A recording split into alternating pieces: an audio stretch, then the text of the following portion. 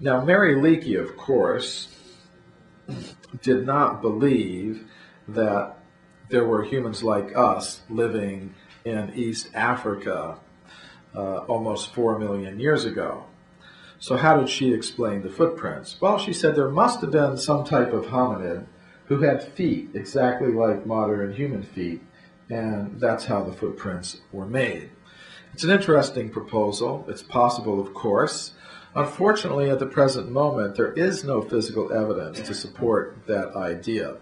We have the skeletons of the hominids that existed at that time. There are varieties of Australopithecus, and none of them have feet exactly like modern human feet. Generally, they have toes that are somewhat longer than modern human toes.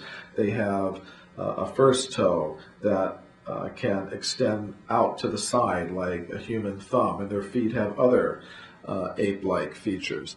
So maybe someday in the future, someone may discover some variety of hominid that had feet exactly like modern human feet, but at the present moment, the only creature known to science by physical evidence that has a foot exactly like a modern human being is a modern human being. So, what did Mary Leakey actually find? I believe she found evidence that humans like us were present in East Africa about 4 million years ago. Now, somebody might say, well, footprints are one thing, but wouldn't it be better if you had human skeletons, of that age? And such things do exist. In the 19th, well, this is an anatomically modern human skull found by the Italian geologist Giuseppe Ragazzoni at a place called Castanello in northern Italy. It was part of an almost complete anatomically modern human skeleton, and he found the bones of 3 other individuals in the same place. A couple of years ago, I went to Italy to try to relocate the site where he made these discoveries. I went with an Italian friend to Castanello, and in the neighborhood we met this elderly gentleman who knew something about the location of the site. He had in his possession a very detailed 19th century geological report which gave critical information that did allow us to relocate the place where this discovery was made. So Ragazzoni had found these human skeletons in an excavation that he made. The skeletons were found in Pliocene deposits about 4 million years old, and of course they were anatomically modern. Now, when many scientists today hear about a discovery of an anatomically modern human skeleton in some impossibly old layer of rock, they say, look, there's no mystery about this whatsoever. It's very easy to explain.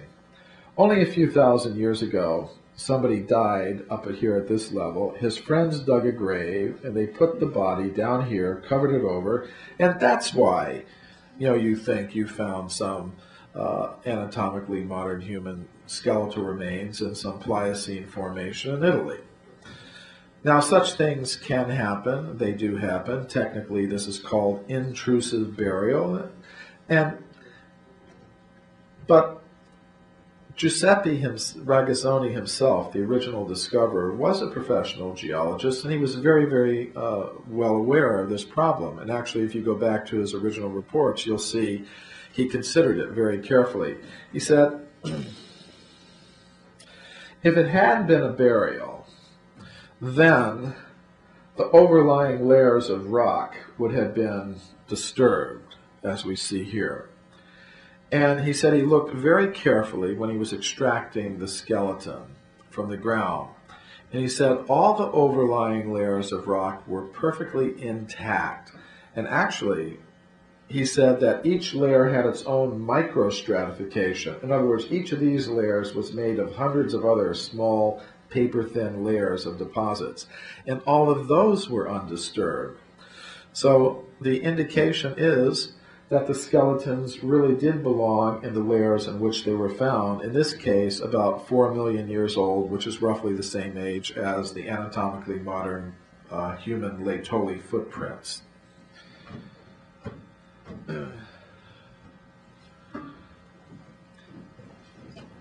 So I could give you many, many more cases of discoveries of anatomically modern human bones and footprints and artifacts going back 5 million years, 6, 7, 8, 9, 10, but that would take too long, so we're going to fast forward a little bit.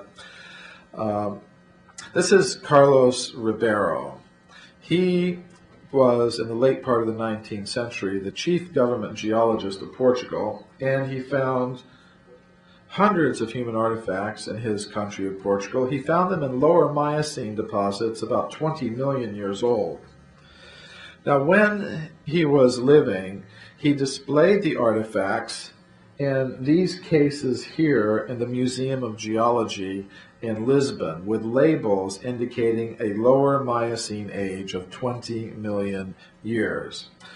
But, if you go to the museum today, you're not going to see those artifacts there anymore. They're kept locked in these cabinets down here. Now, a couple of years ago, I was researching a paper on Ribeiro's discoveries that I later presented at a meeting of the European Association of Archaeologists.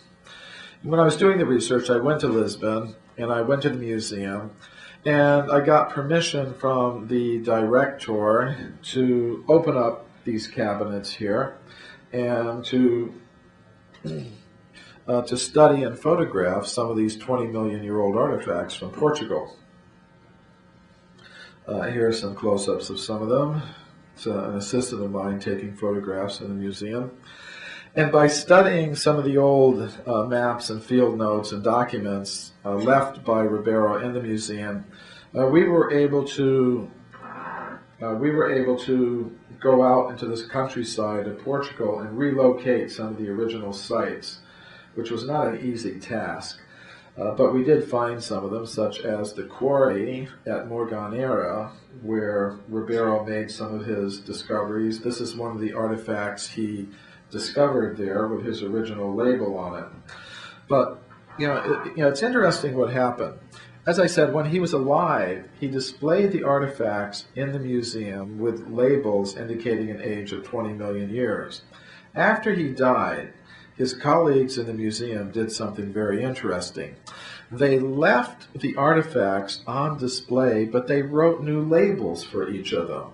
They thought, 20 million years ago, that's impossible. Human beings couldn't have existed 20 million years ago.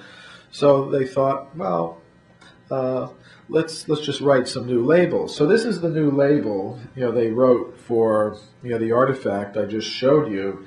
This line gives the age. It says Paleolitico Superior, Upper Paleolithic. Now, according to archaeologists today, the Upper Paleolithic period in Europe goes back about 20,000 years. So they thought 20 million years, that's impossible. 20,000 years sounds about right for artifacts like these. So they wrote new labels for everything. And then the next generation of officials in the museum simply put the entire collection away. And I think I'm the first researcher to see these artifacts in about 50 years. Similar case from Belgium, the Belgian geologist Routot. He discovered hundreds of human artifacts in his country of Belgium. And by studying some of his old maps and field notes and records, which are kept in the Royal Museum of Natural Sciences in Brussels, I was able to relocate some of the places where he made these discoveries. For example, this is the quarry at Boncel, which is near Liège in Belgium. He discovered hundreds of human artifacts deeply embedded, solidly embedded in these bottom layers of the quarry. And according to modern geologists, those layers belong to the Oligocene period and are about 30 million years old.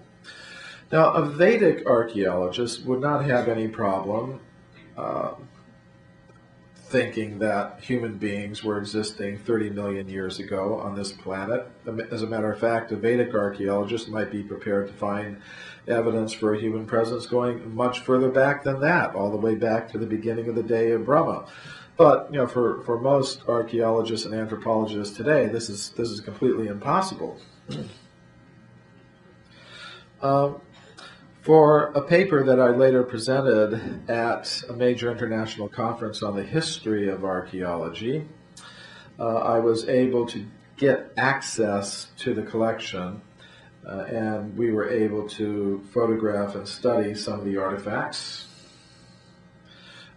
Here are some photographs of them next to drawings that Routot made in his original reports early in the 20th century. If you go to the museum today, you won't see these artifacts. They're not displayed to the public. If you'd gone to the museum perhaps in the year 1910, you would have seen these artifacts displayed in the main exhibition hall of the museum with labels indicating an age of 30 million years. But after Routot died, his colleagues in the museum thought, we can't have this. No, everybody knows human beings couldn't have existed 30 million years ago. So they put the collection away, and also they destroyed a lot of the original documentation that went along with this collection, but it still is there. It would be very difficult for you to see them, but I have seen them myself.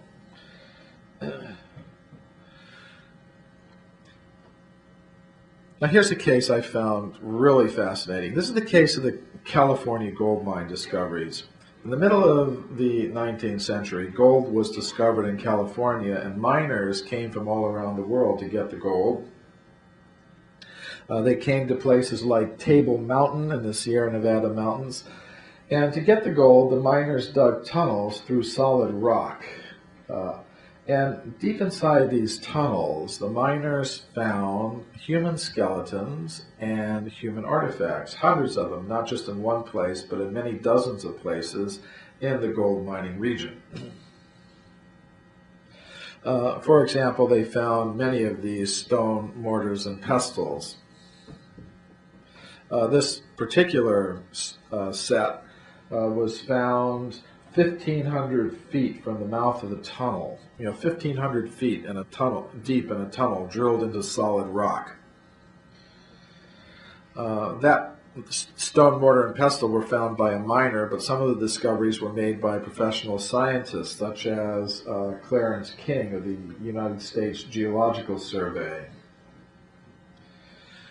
Now, what makes these discoveries so interesting is they were found in solid rock belonging to the early part of the geological period called the Eocene, which means these objects would be about 50 million years old.